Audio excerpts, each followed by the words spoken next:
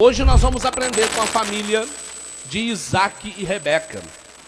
Gênesis 24, versículo 11 a 14 diz: E fez ajoelhar os camelos fora da cidade, junto a um poço de água, pela tarde ao tempo que as moças saíam a tirar água.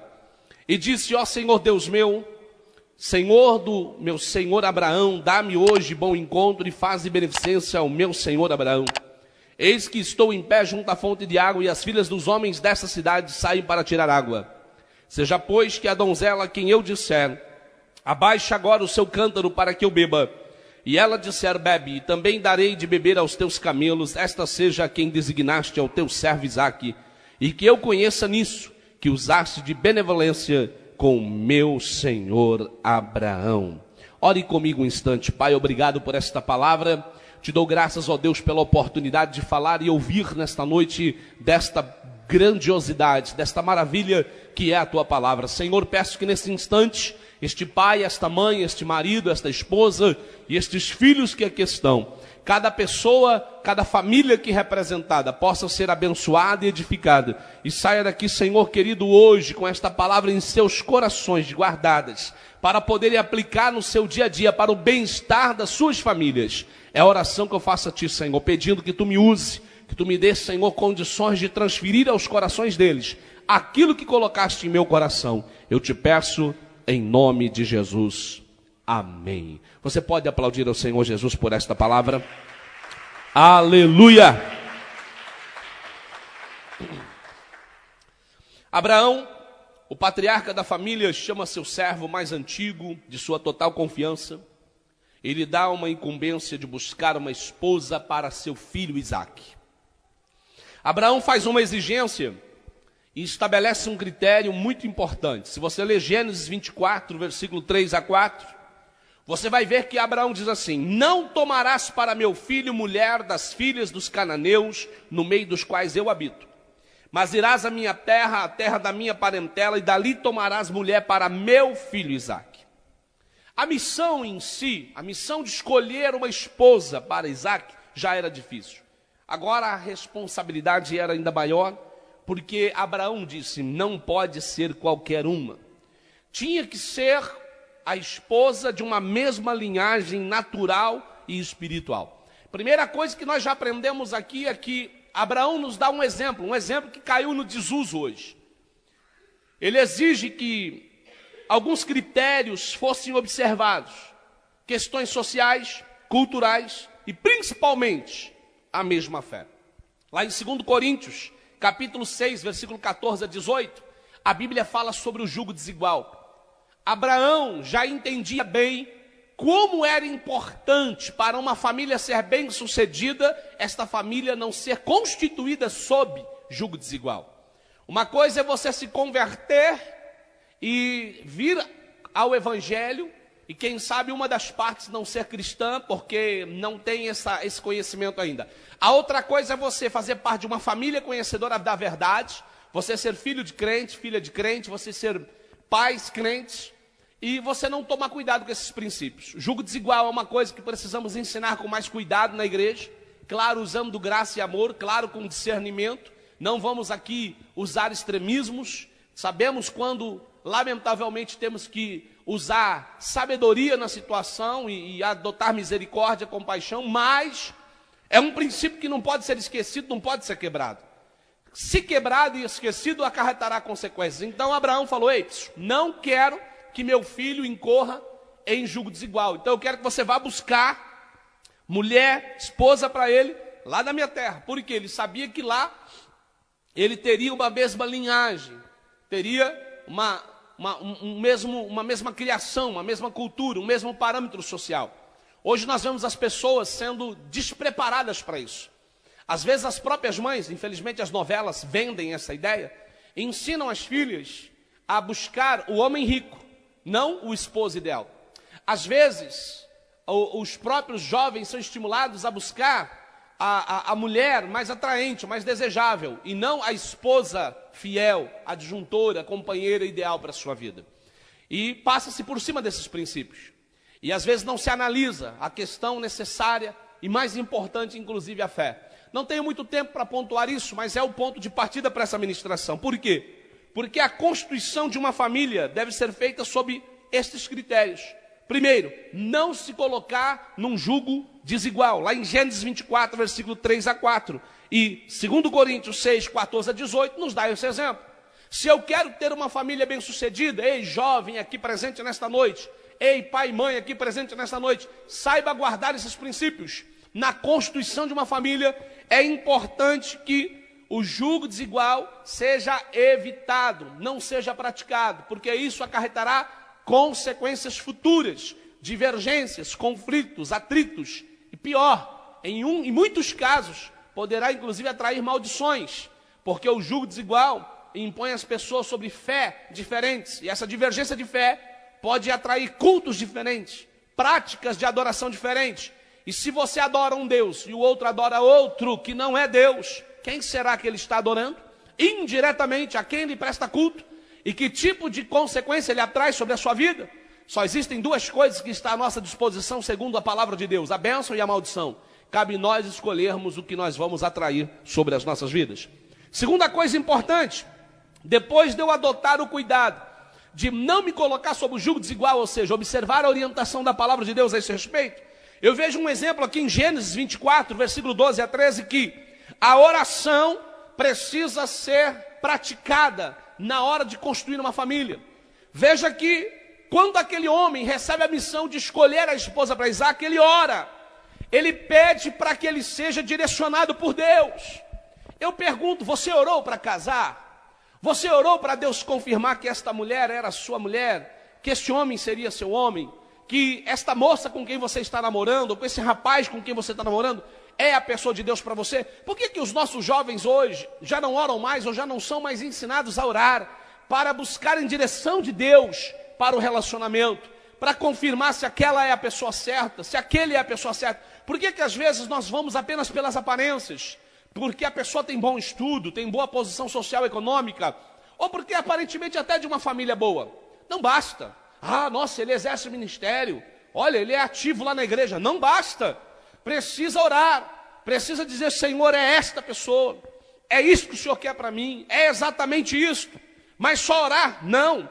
Em Gênesis capítulo de número 24, você vê no versículo 14, que depois de orar, ele estabelece critério para confirmação.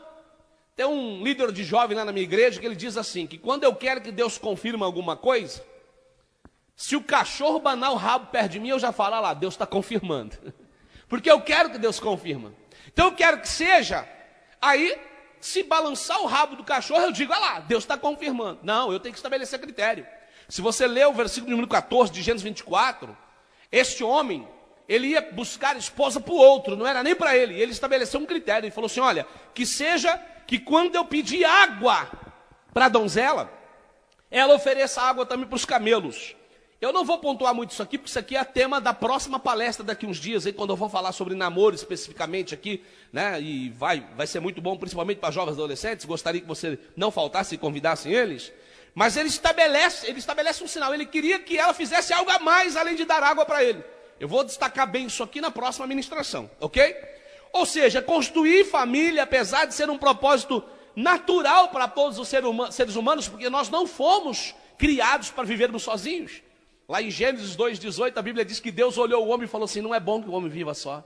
Não é bom que ele esteja só. Não é bom que ele esteja sozinho. Eu vou lhe fazer uma adjuntora. Você sabe o que é isso? Deus pensou o seguinte: não é bom que o homem viva sozinho. Ele viu que o homem não seria um ser feliz sozinho. Então o que ele faz? Ele cria o homem para ser um ser social, para que viva em comunidade. Então ele pensa que o homem deve construir família. Então isso é praticamente uma coisa natural, um propósito natural da criação de Deus para o ser humano. Só que apesar disso ser quase que uma consequência natural, quando duas pessoas se ajuntam, formam uma família, isso deve ser feito com planejamento, e tem que haver bênção dos pais, e tem que haver aceitação mútua. Ou seja, planejamento. Eu devo me planejar quando eu desejar ter uma família. Não simplesmente sair por aí, começo a namorar, acontece um acidente de percurso, como dizem por aí. Fazer o quê? Agora tenho que me casar. E desde quando que só isso é constituir família? E aí, simplesmente, eu não estou fazendo dentro do primeiro planejamento. Segundo, eu não estou fazendo dentro de um consentimento e aprovação e bênção dos pais, porque isso é consequência de acidente de percurso, como dizem por aí, né? Uma gravidez indesejada, uma desobediência, um capricho. Então, as pessoas, resolvem morar juntos. No meu tempo, quando eu era criança, eu ouvia muito falar assim, fulano fugiu. E eu nunca vi um relacionamento desse ser 100% abençoado. Aliás, eu posso falar, os que eu conheço, não sei os que você conhece, mas os que eu conheço, a sua grande maioria não deu certo, e o percentual é grande. Eu não posso falar aqui muito de questões pessoais, mas eu poderia dar alguns exemplos, bem próximos a mim, que de 6 que eu vi, os 6 não deram certo. Estou falando de bem próximos a mim, pessoas ligadas à minha pessoa, à minha família, e tiveram um segundo casamento, porque o primeiro não deu certo, porque foi fruto de uma fuga, fugir de casa, gravidez indesejada, casamento para fugir do controle dos pais, para ter uma suposta liberdade, que na realidade casamento não dá liberdade a ninguém. Aliás, casamento nos liga ainda mais a outro, nos dá ainda mais responsabilidade, nos faz ainda mais dar satisfação. A gente acha o seguinte, eu vou casar, eu não tenho que dar satisfação para mais ninguém. Não, só mudou para quem você vai dar satisfação. Agora você dá satisfação para a mulher ou para o marido. Você entende isso? Amém? Só mudou a pessoa, mas você vai continuar dando satisfação. Agora eu vou viver a minha vida. Não, agora você vai viver a vida do outro. Porque a palavra do Senhor diz, deixará o homem, seu pai, a sua mãe. Lá em Gênesis 2, 18, 19, ali você vai ver. E unirá sua mulher e ambos serão uma só carne. Os dois vão viver agora um para o outro. E quando vem um filho, você passa a viver para o filho. Então, não engane-se, casamento não é essa fuga, essa ideologia errada que as pessoas têm. A constituição da família é muito mais do que isso. Amém, pessoal? Então, primeira coisa, é importante que você entenda, é natural que as pessoas se unam.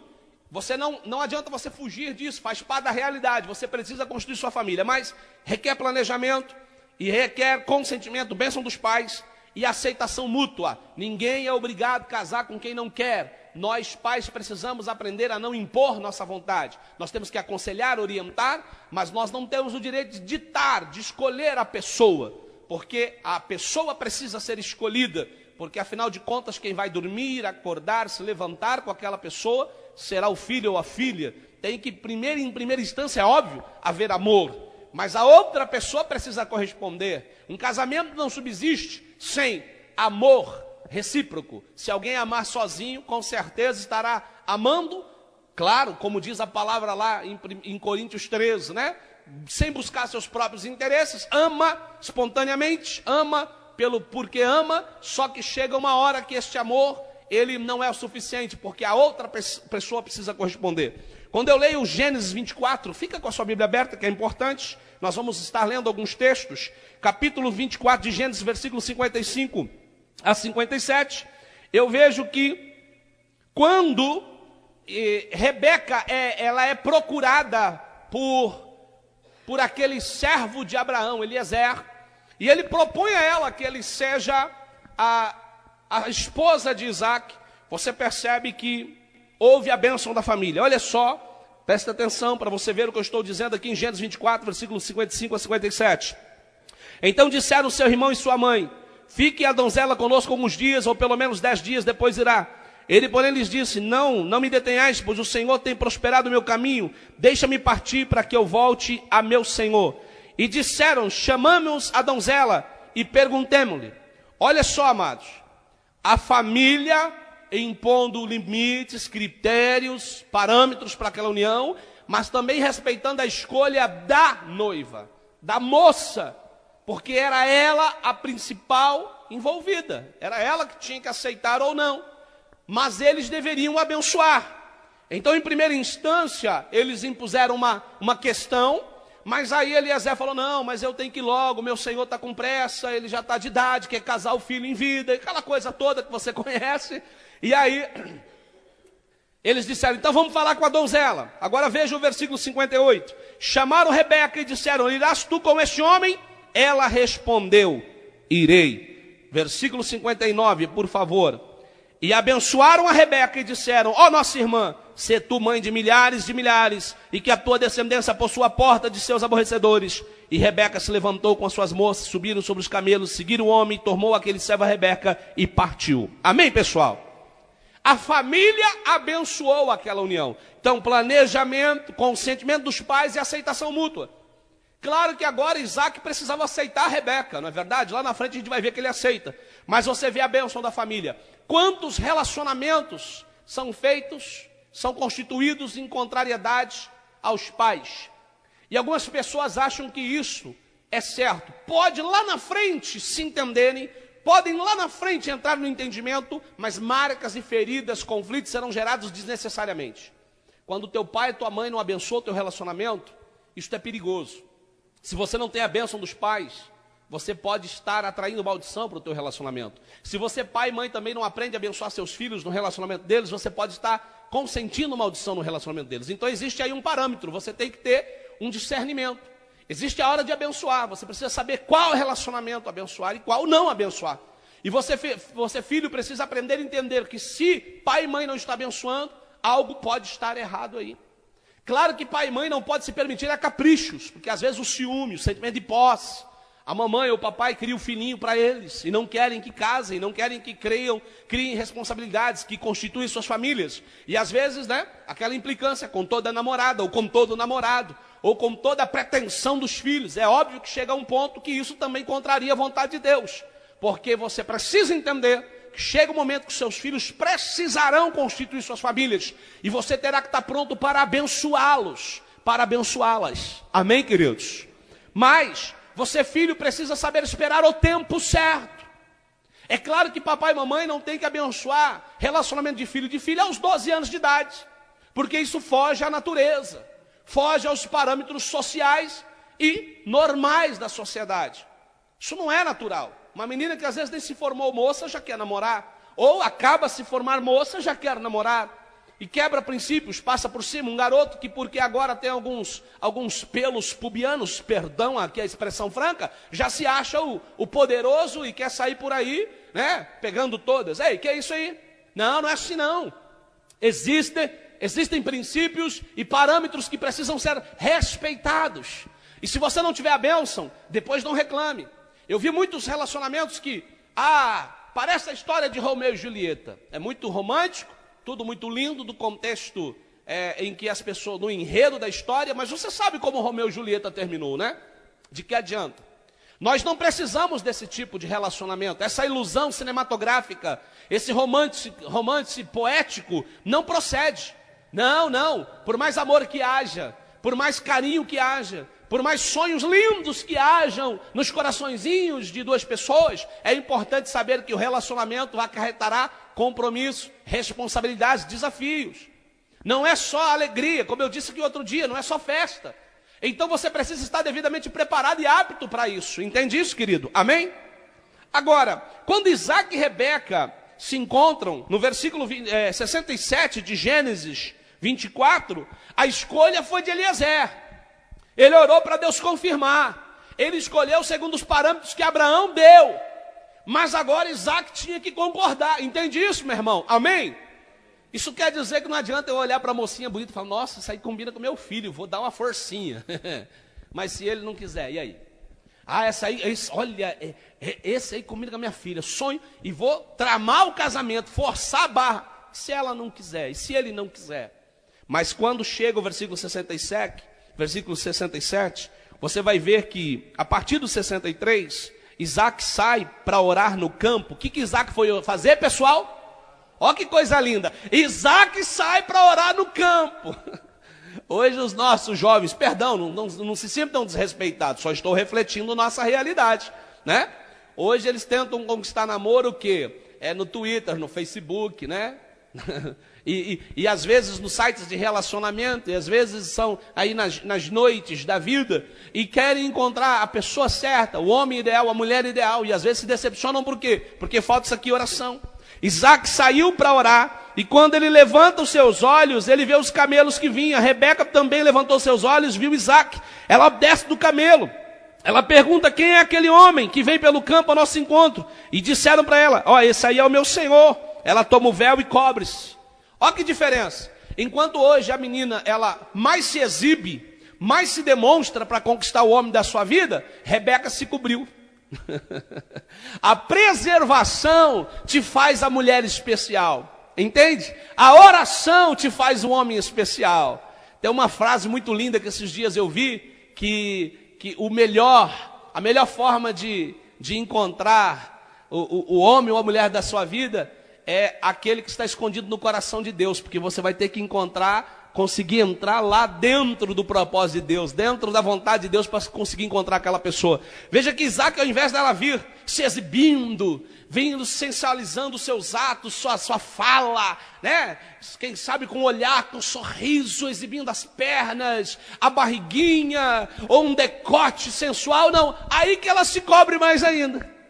Por quê? Porque ela entendia os valores que a mulher precisava ter. Não estou dizendo aqui que você tem que ser uma beata, uma fanática. Não é isso que eu estou dizendo. Estou falando de valores. Amém? Naquele lugar, naquela conjuntura cultural, era cobrir-se. Se você optar por ser uma piriguete gospel, fique à vontade. O risco que você assume. A pastora Sara Shiva ministra muito sobre isso. Ela diz o seguinte: as mulheres querem príncipes, mas emitem sinal de cachorra. Como elas vão atrair príncipe? Só vão atrair cachorro. Então, se eu quero príncipe ou princesa, tem que agir como? Amém? Se eu quero construir família abençoada, eu tenho que estabelecer parâmetros e critérios para isso. Amém, queridos? E aí o que acontece? Versículo de número 66. E o servo contou a Isaac todas as coisas que fizera. Isaac ouviu. Ó aqui, irmão, ó, razão. Ninguém chegou profetizando: essa aqui é tua, toma em tuas mãos, leva para casa, porque vocês dois é prometido de Deus um para o outro. Não. Olha, o servo de Isaac falou: olha, eu orei a Deus, eu pedi sinal, Deus confirmou, ela é da descendência do teu pai, eu cumpri as ordenanças que o teu pai deu, está aqui, agora, e aí? Aí, versículo 67, Isaac trouxe-a para a sua tenda, a tenda de sua mãe Sara, e tomou a Rebeca, e lhe foi por mulher, e amou-a. Amém, amados? Ou seja, aqui aconteceu a construção de uma família. Como foi construída essa família? Se você prestou atenção aos parâmetros, tudo foi cumprido. Aí você vai dizer: não, ele só pegou e levou para casa. Claro que aqui a Bíblia não narra, mas tinha todo um procedimento para a união matrimonial, que hoje não tenho tempo, não posso ficar aqui especificando. Tá? Mas o fato da Bíblia se limitar ao fato de falar que ele levou para a tenda da mãe e tomou-a, não quer dizer que ele não respeitou os parâmetros para estabelecer-se uma união matrimonial. E eles eram leais a esses princípios, não abriam mão disso. Ou seja, aqui tem uma família que começou certo e tinha tudo para dar certo. Sim ou não, pessoal? Amém ou não amém? A história de Isaac e Rebeca tem que ser linda. Então vamos aprender um pouquinho com eles. Porque quando eu olho para Isaac e Rebeca, eu vejo que começou tudo certo.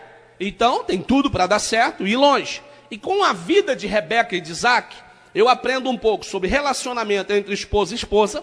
Eu aprendo um pouco sobre relacionamento de pais com filhos. Eu aprendo um pouco sobre relacionamento entre irmãos. Nós estamos num seminário para a família. Estamos tentando abranger todos os temas de uma forma clara para que todos compreendam. Amém? Então vamos aprender um pouco primeiro sobre esposa e esposo. Gênesis 25. Versículo 21 a 23. Primeiramente, é importante citar que Rebeca era estéril. E ela é agraciada por Deus pela insistente oração de Isaac. Se você perceber, você vai notar então que este casal era um casal de oração. Amém, pessoal? Trata-se de um casal que orava. Trata-se de um casal temente a Deus. Serviam a Deus, porque a narrativa aqui de Gênesis 25, versículo 21 a 23, conta que havia algo estranho acontecendo no ventre de Rebeca. E ela vai perguntar a Deus. Irmãos, não tinha ginecologista, não tinha obstetra, não tinham especialistas, como hoje nós temos. Não tinha a tecnologia que hoje tem. E o que então Rebeca faz? Ela vai consultar a Deus. Se ela está percebendo que no seu interior tem algo errado, ela vai falar com Deus. É uma mãe ansiosa, preocupada, desesperada, e ela quer falar com Deus. Bom, você percebe então que o relacionamento deles com Deus era razoável. Por quê? Presta atenção numa coisa, ó. Primeira coisa, ela era estéril, Isaac ora, ela consegue ser mãe. Amém? Amém. Marido que ora pela esposa. Quantos maridos que oram pelas suas esposas? Não se envergonhe, não se envergonhe. Se não fazia, passe a fazer. Ore pela sua esposa. Ore para que ela seja boa mãe, para que ela tenha que ela seja bem sucedida no que ela faz, que ela seja um bom exemplo, que ela seja uma boa companheira, uma boa esposa. Ore. Ele orava pela esposa. Ele clamava a Deus pela esposa. E o fato dela não poder ser mãe foi revertido o processo através da oração do marido. Ela consegue ser mãe pela intercessão do marido. Isaac orando, Deus lhe agracia. Que coisa linda. Tua esposa talvez ainda não é tudo aquilo que você deseja, não é tudo ainda que você quer. Talvez você pode não ter quebrado um desses princípios, escolhido errado, mas Deus ainda pode mudar essa história. Amém? Talvez haja algumas dificuldades ainda na sua esposa que você não se agrada. Ore, porque Deus pode abençoá-la, agraciá-la e fazer dela a esposa ideal, a mulher perfeita, aquilo que você precisa, o seu par perfeito. Amém? Agora, Rebeca é agraciada. Só que quando ela descobre que está grávida, ela vê que tem algo estranho. Então ela agora vai falar com Deus. Então eu insisto em dizer, este casal tinha um relacionamento razoável com Deus. Eles eram pessoas espirituais. Eles eram, vamos usar a linguagem de hoje, o crentez, eles eram bons cristãos, bons evangélicos, bons crentes. Só que o problema não era o relacionamento deles com Deus. O problema era o relacionamento entre eles. Tinha alguma coisa errada ali. Como assim, pastor? Por quê? Vamos observar. Primeiro, Rebeca vai perguntar ao Senhor sobre o que acontece, só que ela comete um erro. Quando Deus lhe fala, leia aí, ó. Isaac orou insistentemente ao Senhor por sua mulher, porquanto era estéril. O Senhor ouviu suas orações e Rebeca, sua mulher, concebeu. Os 2 filhos lutavam dentro dela, então disse, se é assim, por que sou assim? E foi perguntar ao Senhor. E o Senhor lhe disse, 2 nações há no seu ventre, 2 povos se dividirão das suas entranhas, e um povo será mais forte do que o outro povo, e o maior servirá ao menor. Pronto, Deus respondeu. O que Rebeca faz? Nada. Rebeca não compartilha isso com o marido. Ei, eu sei que nós não estamos nem em tantos assim, mas se você puder falar aí para a pessoa que está do seu lado, sabe que ela é casada ou que ela é esposa, então fala assim, aprenda a compartilhar as coisas com o seu marido. Aí você vai falar, pastor, mas isso é um defeito dos homens. Sim, isso também serve para o homem. Você vai para o homem. Mas nesta questão, talvez por questões de costumes, por questões culturais, Rebeca se contrai, talvez por medo, né? O papel da mulher na sociedade da época, talvez lhe causou intimidação, ela ficou insegura. Isso demonstra que tinha sim um problema ali no relacionamento. Não havia abertura para compartilhar uma coisa tão séria, tão íntima, tão profunda, tão importante. Nós precisamos ter abertura para compartilhamento no relacionamento, tanto da mulher para com o marido, tanto do marido quanto a mulher. Cabe a cada cônjuge dar a devida abertura ao seu cônjuge no relacionamento. Não existe lugar para individualismo, eu ser individual no relacionamento. Agora nós não somos mais 2, nós somos um. Então tanto a mulher precisa aprender a compartilhar com o marido, como o marido compartilhar com a mulher. Porque quando Rebeca não se sente à vontade, se sente insegura, talvez intimidada. Eu não sei qual era o temperamento de Isaac, mas eu sei que a cultura aqui pesou muito. Os costumes pesaram muito, e às vezes a cultura, o costume, talvez as mulheres se sentindo inferior, talvez as mulheres se sentindo menos importante, não respeitada, a sua opinião não podendo ser dita, ou não importando, não podendo ser contada, ela não fala com o marido. Mas o pior de tudo, talvez o medo de ser desacreditada. Deus falou com você? Você está louca, mulher? Você pirou? Agora você vem falar para mim que Deus falou para você que você vai ter 2 filhos e que o menor será maior do que o maior? Que o maior vai servir o menor? Ou seja, Rebeca estaria trazendo uma informação contrariando todo o sistema da época. Rebeca estaria dizendo assim, olha, a tradição vai ser quebrada, Deus vai romper com a tradição, o maior não será mais o mais importante, essa questão aí do primogênito, o bambambam, o bonzão, vai acabar, Deus está dizendo que é o menor.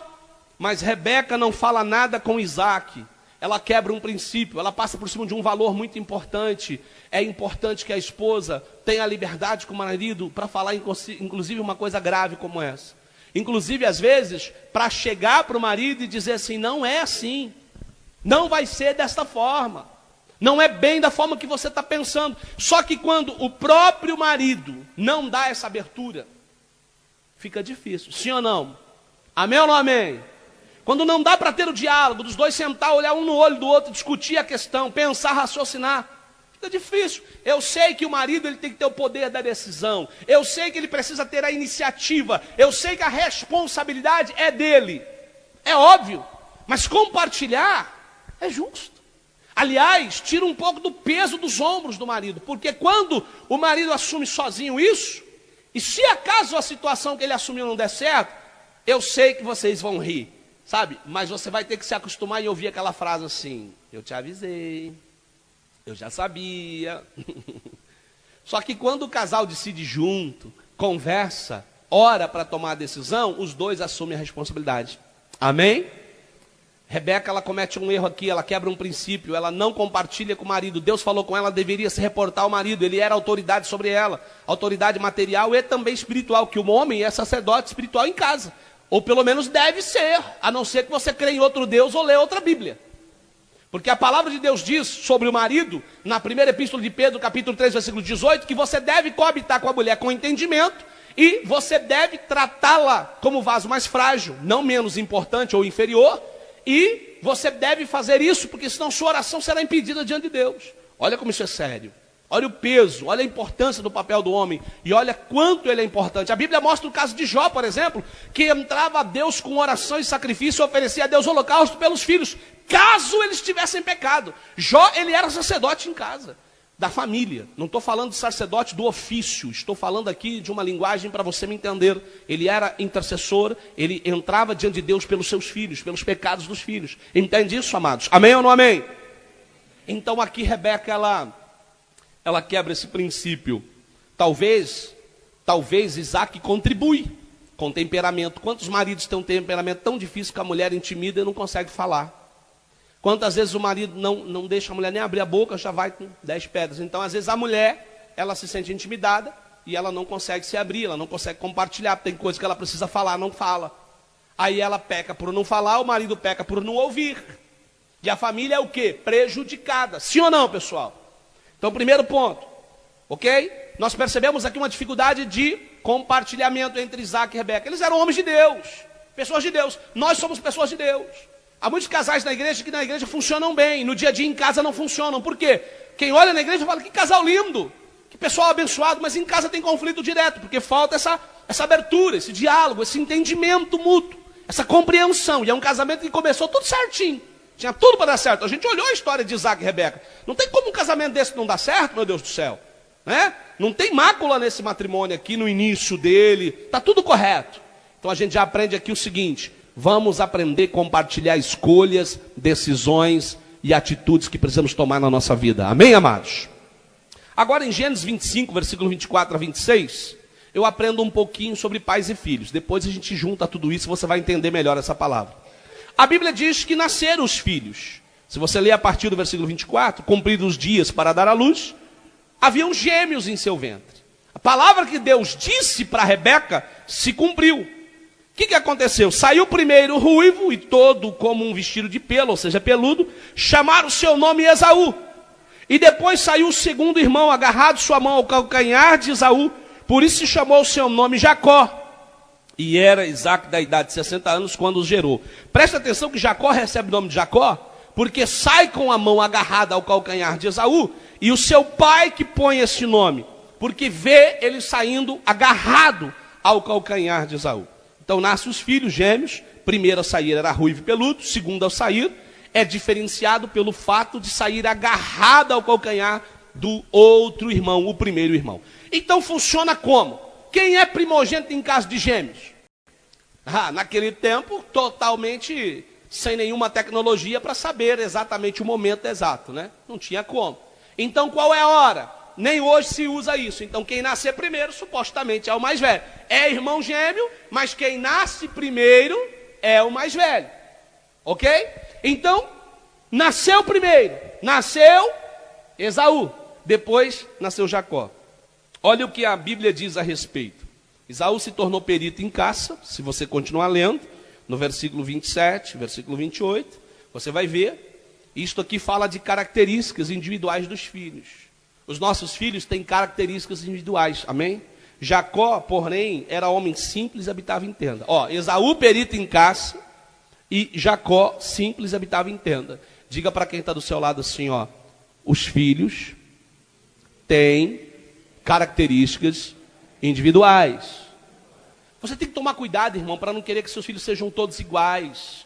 E para não ficar fazendo comparação excessiva. Por que você não é como fulano? Por que você não faz como Bertano? Porque você diminui o outro, você desconstrói a personalidade do outro, você fere a individualidade do outro, que ele é um ser totalmente diferente do outro. Uns poderão se tornarem peritos e outros serão pessoas simples. Às vezes alguém vai se tornar médico e o outro poderá ser uma pessoa com uma profissão muito diferente, normal, natural, não tão bem remunerada ou tão relevante do ponto de vista aí do mercado de trabalho. Só que nós pais às vezes não conseguimos entender isso. E quando nós não entendemos isso, nós geramos conflitos dentro de casa, porque nós queremos obrigar os nossos filhos a ser aquilo que nós queremos que eles sejam. Então nós não respeitamos as escolhas deles ou as características deles. Porque normalmente as escolhas deles partem das características deles. Esaú se tornou perito em caça, isso ele era particular, normal, natural, estava no seu instinto normal, natural. Jacó se tornou um homem simples. Uma das coisas que Jacó gostava de fazer, por exemplo, cozinhar. Se o teu filho chegar amanhã e falar assim, mãe, pai, eu quero ser cozinheiro, chefe de cozinha. Claro que existe todo um preconceito em torno disso, existem pessoas que começam já a olhar de um outro lado e misturar as coisas. Não, peraí, calma. Isso aí tem que ser analisado na criação, na educação, na formação do caráter da criança, da personalidade da criança, aí é outra história. Mas já aqui na idade adulta, escolher uma profissão que alguém quer associar à sexualidade, ei, peraí, irmão, calma. Você tem que construir, é de pequeno. Depois já é outra história. Mas nem sempre os nossos filhos serão necessariamente iguais. Olha lá, um era perito, o outro era simples. Um era especialista em caça, o outro gostava de habitar em tenda e cozinhar. Coisas que os diferenciavam, coisas que os destacavam um do outro. E aí a gente vê que muitos pais fazem diferenciação e exercem e demonstram preferências e fazem comparações nessas horas. Por exemplo, Gênesis 25, 28. A Bíblia diz, olha só o que está escrito em Gênesis 25, 28. A Bíblia diz que Esaú se tornou o primogênito por nascer primeiro e acabou se tornando o quê? O preferido de Isaac. Está escrito aqui, e amava Isaac a Esaú, porque a caça era de seu gosto. Olha só, Isaac preferia Esaú, porque a caça era do seu gosto. Isaac olhava para o filho com diferenciação, porque o filho fazia algo que Isaac também gostava, que Isaac também tinha uma preferência. Quer dizer, eu tenho 3 filhos, um resolve ser pastor, porque eu sou pastor, vou preferir o que quer ser pastor, eu vou ter que orar dobrado para ele, coitado. Oh, Jesus, misericórdia esse menino. Né? Falar a verdade para você, vou ficar feliz se meu filho seguir meus passos, mas não posso obrigá-lo. Não quero impor uma tendência. É natural que filho de sacerdote se torne sacerdote? Mas existiram filhos de sacerdotes que eram filhos de Belial. Isso não é necessariamente uma regra que funciona sempre. Isso é uma prática natural, é possível, mas às vezes não dá certo, principalmente quando pais querem impor o ministério sobre os filhos que não são vocacionados. E aí eles exercem o ministério sem o propósito ideal e pecam contra Deus e pecam contra seus pais, destroem o ministério do pai, acabam com a igreja de Cristo até. E isto vale para todas as áreas da vida. Você vê que Isaac amava Esaú. E Jacó era amado por Rebeca. Está aí no versículo de número 28. Olha a diferenciação, olha a preferência. Jacó recebe seu nome também baseado nas circunstâncias de seu nascimento. Ele é o preferido de Rebeca. Por que será? A mãe tem tendência, escute o que eu vou falar aqui, mães não se ofendam, mas a mãe tem tendência em proteger o que ela acha que é menos protegido. É natural a mãe dar um carinho a mais àquele que ela acha que tem maior carência. Você já percebeu, por exemplo, quando um casal adota uma criança, às vezes o casal, ao invés de ser pai de verdade, mãe de verdade, trata a criança como se fosse um ursinho de pelúcia. Você não adotou? Você não queria ser pai e mãe? Então seja pai e mãe. Porque essa criança precisa de um pai e uma mãe. Mas às vezes não põe limite nessa criança. Mas ele é adotado. E daí ele precisa de pai e mãe. E às vezes eu não construo os valores da família naquela criança, naquele adolescente, naquela vida importante. Por quê? Porque eu trato com diferenciação. Porque a criança tem alguma deficiência. Porque a criança tem alguma limitação. Eu começo a fazer uma diferenciação. Atenção maior, cuidado maior é necessário. Mas diferenciação no amor, jamais. Amém? Temos que amar por igual. E isso era visível no relacionamento de Rebeca e Isaac. Amor por Esaú, amor por Jacó. Agora, Rebeca ama mais Jacó, primeiro, pelo fato do próprio pai deixar ele um pouco de lado. Segundo, pelo que ela ouviu de Deus. Mas ela errou, ela devia ter falado para o pai, peraí, Deus falou para mim que é o menor, então não é por aí. Aí Jacó recebe o nome de Jacó, porque é um nome baseado na circunstância do seu nascimento. Isso era hábito na época, era comum na época, os pais colocarem nome nos filhos baseado na circunstância dos seus nascimentos. E aí o que isso aqui demonstra? A visão equivocada do próprio pai a respeito do filho. A falta de discernimento. O fato de Jacó sair agarrado no calcanhar do irmão, Jacó subentende, baseado na tradição, olha só o espertinho querendo se dar bem, querendo tomar o lugar do irmão. Quem disse que ele estava tomando o lugar de alguém? Quem disse? Se você lê a Bíblia Sagrada, e basta você ler a Bíblia Sagrada, você vai ver que a palavra de Deus diz, lá em Romanos 9, versículo 11 a 16, que Deus escolheu a Jacó e preteriu Esaú. Deus, desde o ventre da mãe, já tinha dito, vai ser Jacó e não vai ser Esaú. Por quê? Pergunte para Deus. Deus falou, eu faço o que eu faço. Eu determino. Eu quero assim. A tradição diz que tem que ser quem nasce primeiro, mas eu estou dizendo que vai ser o outro. E Deus havia dito para Rebeca, Rebeca não disse nada para o pai. E quando nasce, o pai com falta de discernimento, claro, com visão equivocada, por também não se abrir para o compartilhamento da mulher, e pelo erro da mulher não tomar a iniciativa de falar, eu vou te falar, você pode não gostar, você pode ficar chateado comigo, mas eu vou te falar que eu preciso falar, Deus falou, eu preciso te dizer, amém? Ela não disse nada. Aí o pai vai e coloca o nome no próprio filho de Jacó, usurpador, e o filho carrega essa marca para o resto da vida. Quantas vezes nós marcamos os nossos filhos, não é verdade? Com palavras de peso, palavras de maldição, por situações, seu burro, sua anta, seu fracassado, você não serve para nada, você é a razão de eu estar nessa situação, você é a causa dos nossos problemas, porque tem pais que entram em crise no casamento e acham que a culpa são dos filhos, não é verdade? Porque ao terem os filhos, não estavam devidamente amadurecidos emocionalmente, psicologicamente, financeiramente, matrimonialmente para ter o filho veio, causou transtorno, a mulher muda o corpo, muda a rotina doméstica, as responsabilidades, o centro da atenção não é mais o marido, a disposição, você sabe para quê, não é mais a mesma. E aí alguém vai dizer assim, a culpa é da criança. Não, a culpa não é da criança. A culpa são dos adultos que não se planejaram, não se amadureceram, não se prepararam para aquele momento. E às vezes transfere para os filhos. O pai, naquele momento frustrado, olhando o filho agarrado ao calcanhar, não entende aquilo. Irmão, se você olhar, você vai entender, tem uma palavra que eu ministro, até se você depois quiser adquirir, está em DVD, Atitudes de um Vencedor, que ela fala melhor sobre a história de Jacó, porque eu não posso gastar tempo dessa ministração para explicar isso. E ela mostra Jacó não como usurpador, mas como um homem que desde o ventre da mãe já entendia o propósito de Deus, já vivia o propósito de Deus, já lutava por ele, desde o ventre da mãe. E ele não toma nada de ninguém. Esaú vende a primogenitura para ele. É importante você entender isso, nós vamos falar disso agora. E é importante que você entenda. Só que o pai vê o filho como um ladrão. O pai vê o filho como um aproveitador, um oportunista. E assim o define. Então Jacó, toda vez que alguém lhe chama, Jacó, Jacó lembra, é isso que o meu pai pensa de mim. Olhe para quem está do seu lado e diga assim, como você define seus filhos? Pode falar aí. Talvez ainda não é pai, não é mãe, mas fala aí como é que você vai ver teus filhos no futuro. É muito importante você tomar cuidado, porque você tem que ver nos teus filhos aquilo que de fato eles são. Amém? Se for perito, é perito. Se for simples, é simples. Respeita as individualidades, respeita as características, dê valor àquilo que eles têm de potencial, e as dificuldades que eles tiverem, ajude eles a superá-los, ajude eles a vencer, mas não da forma errada. Gênesis 25, versículo 29 a 34, por favor. Vamos olhar um pouquinho a vida dos irmãos.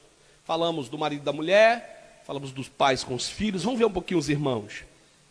Esaú nasceu primeiro, supostamente o maior, mais velho, primogênito, preferido do pai, era perito. Jacó nasce depois, supostamente o menor, mais novo, o desfavorecido pelo pai, e é o preferido da mamãe, era simples. A circunstância do nascimento e a criação dada pelos pais geram nos filhos interferência na formação de personalidade e caráter. Olha só o que acontece aqui. O que aconteceu? O fato do pai tratar de forma diferenciada e preferida Esaú, e o fato da mãe tentar compensar isso em Jacó e trabalhar diferenciadamente também com Jacó, olha o que acontece aqui. Primeiro, construíram nos dois filhos prioridades totalmente diferentes, valores diferentes. Por exemplo, Esaú demonstra total desprezo para aquilo que tanto importava para seu pai. A primogenitura. O pai olha para Jacó, escute isso, olha como isso é importante. O pai chama Jacó de usurpador e prefere Esaú. Esaú dá a mínima para isso. Ele foi caçar, não caçou nada, volta espavorido de fome. Jacó está na sua tenda comendo lá um prato de lentilhas, você conhece a passagem. E aí ele fala, me dá essa comida aí. Jacó fala, não, também estou com fome, foi eu que cozinhei, você foi pegar a tua caça, eu estou cozinhando minha comida aqui. Aí ele diz, não, mas eu quero, eu estou com fome. Ele falou, então faz o seguinte, me vende tua primogenitura. Você pode ler, versículo 29 a 34, a Bíblia diz aqui, que Esaú disse, peço-me para comer esse guisado, porque estou cansado. Versículo 31, Jacó disse, vende-me tua primogenitura. Ei, irmão, se eu chegar na porta da tua casa, olha aqui para mim, fala assim, pô, que casa legal que você tem, quer vender? Eu estou cometendo algum crime? Sim ou não? Eu estou te fazendo uma proposta de negócio legítimo. A tua casa, meu irmão, está lá, escriturada em cartório, ninguém toma, é tua, ninguém toma. Agora, se eu falar para você assim, quer vender, e você falar assim, de que me vale essa casa? Mesmo que ela seja herança do teu pai e da tua mãe. Mas só porque você está passando um tempo de crise e dificuldade, você fala, um jeito de arrumar uma grana logo, vou vender. Que crime eu estou cometendo se eu estou te propondo um negócio? E se você for comigo lá no cartório, assinar e vender e eu pagar o valor justo? E o valor justo é você que põe. É você que estabelece. Qual era o valor naquele momento de Esaú? Quanto valia para ele a primogenitura? Só um prato de lentilhas. Quanto vale a bênção de Deus no seu casamento? Quanto vale o favor de Deus na sua família? O que custa? Você vai entregar por causa de pornografia? Por causa de um casinho? Eu costumo dizer sempre que é muita pouca alegria para muita desgraça. Certo? São os 30 minutos que vão te custar mais caro da tua vida. 30 minutos eu estou jogando alto aqui, porque tem uns casos aí que não passam de 3 minutos, né? Eu estou tentando me conter aqui, porque eu não estou falando só para casais. Olha, meu irmão, quanto vale a bênção de Deus no teu casamento, na tua família? O que vale? Você vai trocar por qualquer coisa? Por um momento, por uma noite? Por um ato criminoso? Por um ato de corrupção? Por uma violência? Por uma agressão? Com o que você vai trocar? Porque para Esaú era só um prato de lentilha. Por quê? Eu estou com fome. Minha necessidade é emergente, urgente. Porque surgiu uma crise aí no casamento, agora isso é desculpa para traição? Porque, pastor, tem minhas necessidades, minha mulher. Dizem por aí que quem não dá assistência abre concorrência e perde a preferência. É isso? Família cristã não tem esse negócio não, irmão. Amém? Casamento cristão não tem esse negócio não. Por quê? Tem que ter lá de trás o diálogo, o compartilhamento. Por que essa dificuldade? Por que esse bloqueio? O que está impedindo a intimidade, o relacionamento, a afinidade? O que está atrapalhando o casal ser feliz aí? Quais são as razões? Se tiver desde lá do princípio, lá de trás, se o casamento já é construído pela bênção, por que não o compartilhamento? Por que não o diálogo? Por que não a famosa discutir a relação? Por que não? É ruim, é chato. Por que é ruim? Porque nós somos confrontados. Porque jogam na nossa cara o que a gente não quer que joga. Porque na discussão da relação, a pessoa vai falar o que ela quer. Ela vai pôr para fora o que ela precisa. É verdade ou não é? E a gente não quer. Olha só, o tratamento diferenciado gerou irmãos tão diferentes. Eles tinham prioridades diferentes, valores diferentes. Esaú não dava o devido valor à bênção. Aquilo que seu pai tanto se importava, ele não se importava. Agora Jacó, que era tido como usurpador, queria tanto conquistar a bênção do pai e alcançar os direitos junto ao pai, que ele falou, me vende. Eu fico com fome agora, mas depois eu desfruto de tudo que essa bênção pode me dar. Entende isso, meu irmão? Amém? Você tem que aprender com Jacó, que é aparentemente mal interpretado por muitos, por isso que eu recomendo essa mensagem, para você entender o que eu estou dizendo, não achar que eu estou maluco, que eu estou pregando heresia, para você saber que mais vale você lutar pelo propósito de Deus, do que você vender tua bênção. Entende? Cuidado. Tomar decisão quando você está cansado da crise, está cansado do problema, está cansado da luta, está cansado da dificuldade financeira. Aí você toma, eu vou largar, vou mandar esse meu filho para casa da avó do vô, e eu vou sumir, Cuidado com essas decisões na hora de que você está cansado, porque Esaú estava cansado e com fome. e ele simplesmente joga fora. Apesar de já fazer parte do propósito de Deus, ele faz isso com desprezo. Não faz isso com resignação, entendendo que era propósito de Deus. É diferente. Se Esaú permite que a bênção seja de fato de Jacó, entendendo que era o propósito de Deus, porque a mãe tivesse falado para o pai, e na criação os pais já tivessem ensinado: Esaú, você é o mais velho, mas a bênção, a ordenança de Deus é sobre o seu irmão, ele teria crescido entendendo que Deus tinha levantado seu irmão com um propósito. Entende isso, meu irmão? Amém?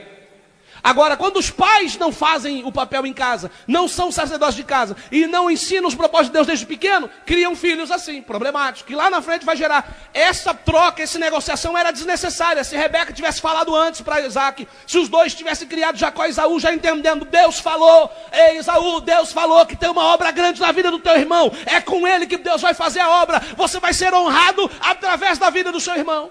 Mas não, trataram como preferidinhos, deram uma criação errada, criaram sem ensinar o propósito, porque, claro, alguém negligenciou aqui. Nós já falamos, não quero culpar só a Rebeca. Isaac também negligenciou, com certeza não houve abertura.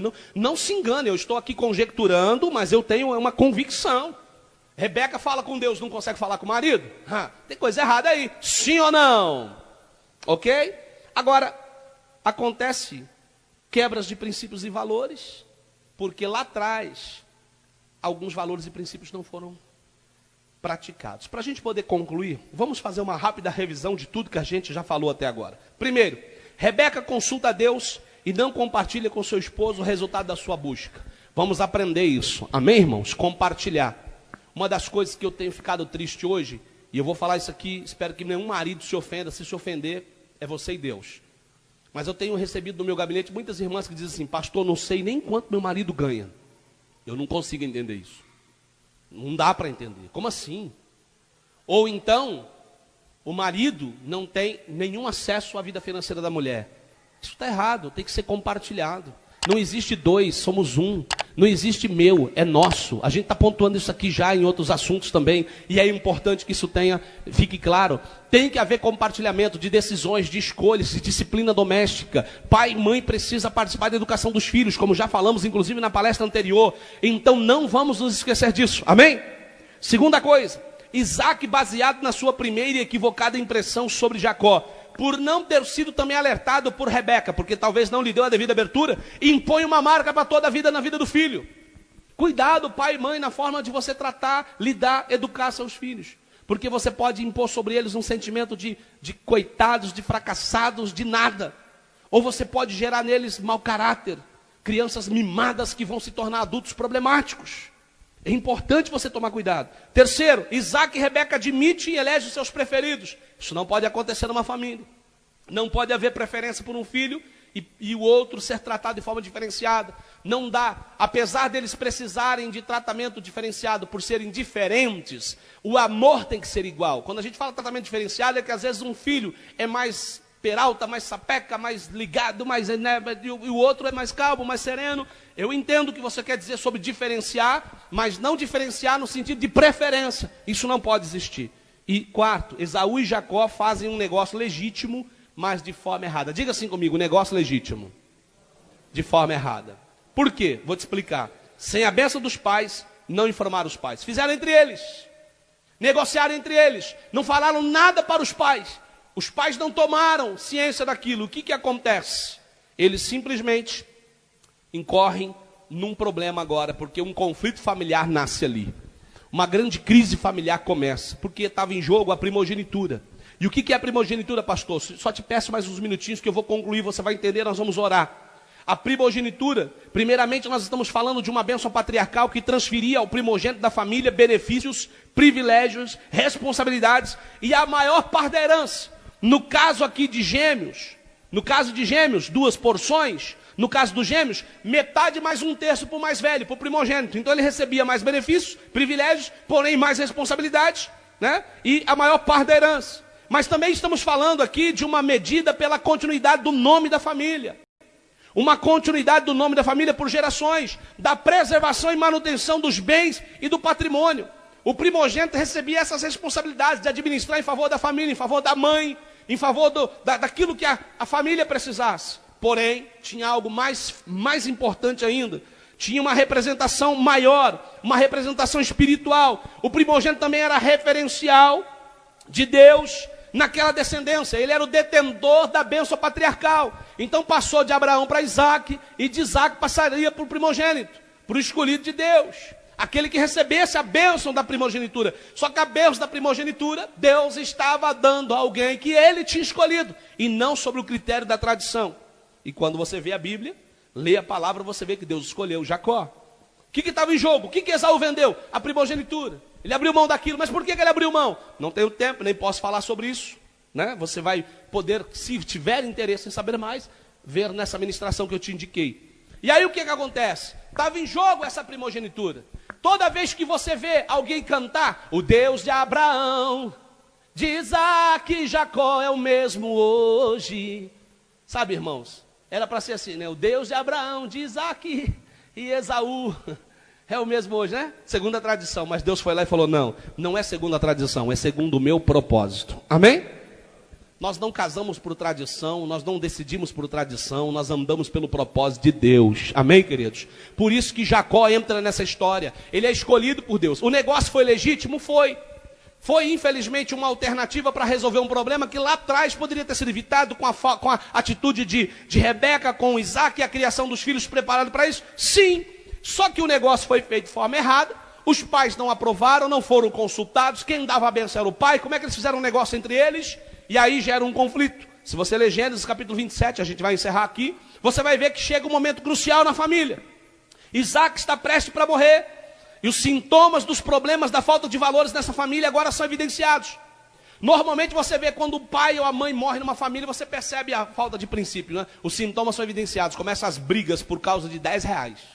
Briga por causa de televisão, de ventilador, de ferro velho, de passar, quebrado. O pessoal briga por causa de dinheiro, pau, tora mesmo, a coisa fica feia. Fala, uai, cadê o amor dessa família? Cadê os princípios? Cadê os valores? O negócio era esse aqui, é verdade ou não é? Porque são uma família sem princípios. Você olhava, você falava, nossa, aparentemente tudo certo. Não, não, você vai conhecer na hora que for mexer em patrimônio, tocar em dinheiro. Por isso que eu falo, nós, os cristãos, temos que fazer a diferença nessas horas. Amém, amados? Primeiramente, para a gente poder concluir, Isaac chama Esaú, lá em Gênesis 27, e pede para Esaú lhe preparar um guisado para comer. Manda ele caçar, trazer para ele comer, porque ele vai lhe transferir a bênção e vai morrer. O que acontece? Presta atenção nisso. Rebeca ouve, fica sabendo que Isaac está prestes para morrer e está disposto a entregar a bênção. Chama Jacó em particular, convence Jacó a se passar por Esaú para receber a bênção no lugar dele. Ei, irmãos, olha só como que está tudo errado. Como é que pode uma mãe convencer um filho a mentir? A mãe, por que será que ela faz isso? Talvez ela falou assim, não adianta, teu pai não vai acreditar em mim. Não adianta falar isso para o teu pai. Só que aqui a gente aprende umas coisas. Primeira coisa importante, nós vemos que quando Isaac chama Esaú, eu estou terminando, por favor, só mais um minutinho. Quando Isaac chama Esaú e fala, filho, mata uma caça que eu quero te passar a bênção da primogenitura, Esaú tem a oportunidade de informar o pai que tinha vendido ao irmão e não faz. Por quê? Porque quando ele vende, não interessava a bênção, porque ele estava com fome, havia fome na terra. Só que quando o pai morre, o pai está rico, poderoso. Se você ler toda a história, você vai ver, o pai tem muito a passar. Então aí, ele não fala para o pai, pai, fiz uma besteira, pai, fiz um absurdo, naquela época da fome, eu me desesperei, eu vendi a minha primogenitura por um prato de lentilhas. Ele poderia ter dito, pai, eu cometi um absurdo, eu fiz uma loucura, eu desprezei a bênção, eu traí sua confiança, tudo que o senhor tinha de expectativa a meu respeito, pai, eu joguei para cima. Só me perdoe, pai, mas não é mais meu direito, eu não posso tomar essa bênção. Esaú ficou, quietinho. Esaú não fala nada para o pai. Segunda coisa, quando Rebeca vê Isaac falando para Esaú, ela podia falar, epa, dá licença aí, errei lá atrás, quando eu estava grávida, errei lá atrás, quando eu ainda era jovem, mãe inexperiente, mulher recém-casada, e eu não tinha muita maturidade para tomar decisão, mas hoje eu sou uma mulher vivida, hoje eu sou uma mulher experiente, madura, eu não vou errar de novo. Ela poderia falar, dá licença que eu preciso contar uma historinha aqui que vocês precisam ouvir. Já que errou lá atrás, corrigisse agora. Rebeca tem a oportunidade de interferir contando ao marido o que não contou na época da gestação. Ela não fala nada, gente. Ela vê Esaú contando, o pai falando para Esaú, vê que Esaú também não fala nada, e ela não diz nada. Ela prefere ir lá chamar Jacó, convence Jacó a mentir, do que escolher a verdade. Que caminho é esse para uma família bem-sucedida? Como pode um casamento desse dar certo? Quando pode uma família dessa não ter conflito? E olha que é um casamento que começou tudo certinho, tudo bonitinho, que você fala assim, essa família jamais vai ter problema. O pior é que Rebeca não sabia também que Jacó tinha comprado a primogenitura. E aí ela vai e fala assim, ei Jacó, teu pai vai abençoar Esaú no teu lugar, e é o seguinte, isso não está certo não, vem cá, você tem que tomar a bênção, você tem que ir lá, porque você vai ser passado para trás e tal. Jacó também tem a oportunidade de informar a mãe, falar, mãe, não, Esaú não pode, ele me vendeu. Jacó não fala nada, Jacó aceita a sugestão da mãe de mentir. E Rebeca agora, sabendo que o irmão vendeu, ela de novo erra, porque ela falava, mais uma razão para falar com o velhinho, mais uma razão para falar com teu pai, mais uma razão para falar com Isaac. Mas ela insiste na mentira. Ela prepara Jacó, faz ele imitar o tom de voz de Esaú, tenta enganar o pai fala assim, mas a voz é de Jacó, o cheiro é de Esaú, o pelo aqui parece que é de Esaú, mas a voz é de Jacó. Deus dando oportunidade para a verdade ser contada. Deus cria, irmãos, Deus cria situações para a gente se corrigir, irmão. Deus provoca situações para a gente se consertar. Lembra quando Pedro negou Jesus? A Bíblia diz que ele negou Jesus em volta perto de uma fogueira. Né? Lembra? Uma criada, para uns servos ali no pátio do cenáculo. Só que quando ele confessa, ele fala para Jesus lá em João 21, 3 vezes que ele ama, e Jesus chama ele para perto de uma fogueira de novo. Deus provoca situações, Deus cria circunstâncias para a gente se consertar. Ele nos mostra, isso aqui é uma oportunidade que eu estou te dando, conserta aí, fecha a brecha, resolve esse problema aí, para a maldição não se arrastar, para não levar isso para outras gerações. Você tem o poder de romper, de quebrar essa maldição.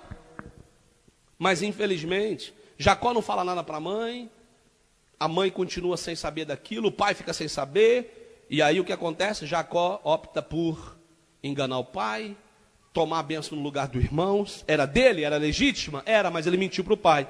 A mentira foi a escolha dele. Se você ler Gênesis 27, versículo 18 a 29, estou terminando, eles mentem para Isaac.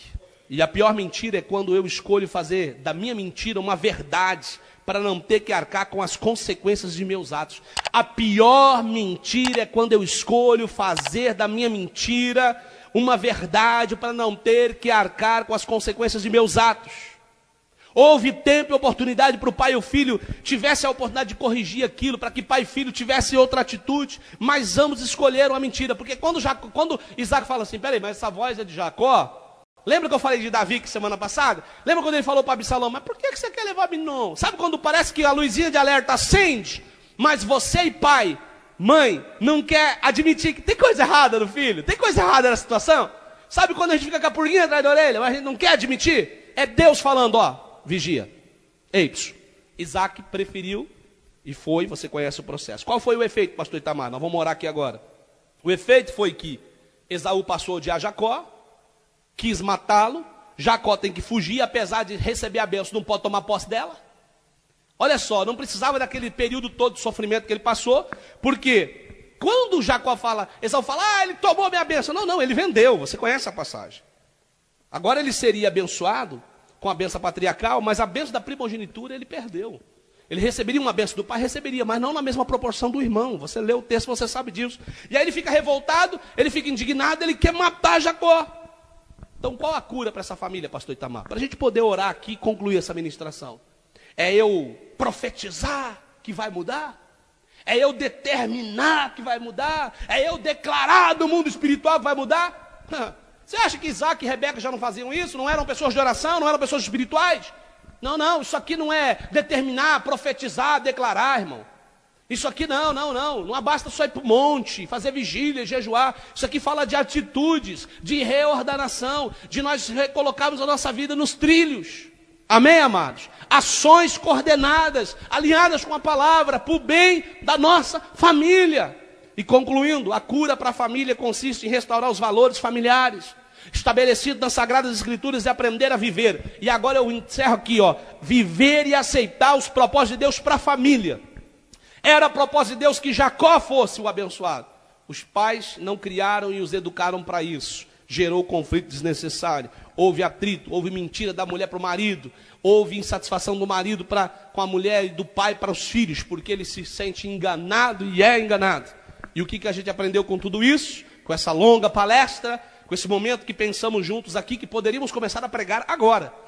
Porque até agora a gente só raciocinou em cima de textos. Mas eu posso dizer para você que eu já aprendi muito aqui, espero que você tenha aprendido. Então, para a gente encerrar, o que aprendemos com isso? Primeiro, marido e mulher devem compartilhar propósitos, sonhos, escolhas, decisões, despesas, renda, patrimônio, responsabilidades e direitos. Amém, amados? Aprendamos com isso. Segunda coisa, pais devem amar seus filhos sem adotar preferidos, independente de suas individualidades, diferenças e preferências. Nossos filhos devem ser amados igualmente, eles têm que saber disso. Nós temos que ressaltar e pontuar suas qualidades de igual modo, para que ambos se sintam valorizados e queridos pelos pais. Filhos devem honrar e respeitar seus pais, valorizar os princípios que eles têm lhes ensinado e respeitá-los e consultá-los para tomar decisões. Não apenas informá-los, fiz isso ou aquilo, mas em último caso também aprender a informar os pais sobre quaisquer que forem as situações vivenciadas. Porque se já fez, mas deixa os pais sem saberem, olha o conflito familiar lá na frente, olha o problema, uma coisa que os pais não sabiam, olha o caos que tomou, levou 2 irmãos a ficarem separados, a família ser dividida por anos, e o ódio de Esaú era tão grande que ele queria matar o irmão. Por fim, irmãos, devem aprender a se amar e respeitar uns aos outros e contribuir para o bem um dos outros e respeitar o propósito de Deus de um para com o outro. Quem já viu aquele comercial do Banco Itaú? Que o irmão fala assim, eu e meu irmão sempre estivemos juntos. Ele titular e eu no banco. E ele lá torcendo pelo irmão. E aí crescemos, continuamos juntos. Ele titular e eu, ele no campo lá, titular e eu no banco. Até que um dia mostra o irmão dele com a camisa da seleção brasileira e falou assim, a gente continua assim hoje também. Ele titular e eu no banco. Depois eu vou pedir para o Banco Itaú me dar um cachê aí pela propaganda. Mas ele feliz, que o irmão dele seguiu a carreira dele lá de jogador se dando bem. E ele descobriu que o lugar dele era no banco mesmo, ele era bancário. Quando a gente não entende o propósito de Deus, a gente permite a inveja entrar na família. O irmão é advogado, o outro sei lá, o outro é contador, o outro é delegado, o outro talvez pode ser um construtor. Isso não pode fazer diferença para nós em termos de família. Amém, irmãos? Nós temos que aprender com isso, crescer com isso e permitir que Deus nos ensine a restaurar os valores da família. Não deixar que a nossa família seja construída pelo ocaso, pelas circunstâncias e pela impressão que temos das situações. Não, vamos deixar Deus conduzir nosso lar, a educação dos nossos filhos, o nosso casamento e a nossa família em nome de Jesus. Amém?